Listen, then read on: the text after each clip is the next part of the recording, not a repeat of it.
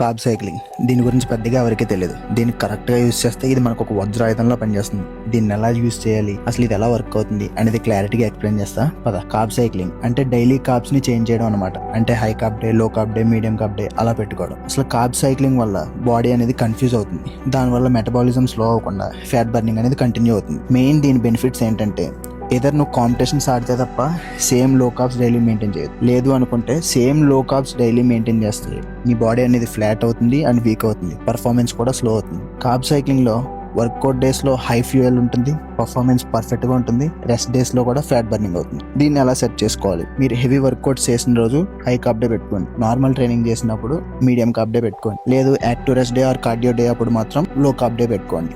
For example నువ్వు ఒక 77 kg person ఉన్నాడు. హై కార్బ్స్ లో 3 to 4 grams per kg of his body weight పెట్టుకోవాలి. అంటే 230 to 300 grams అనమాట.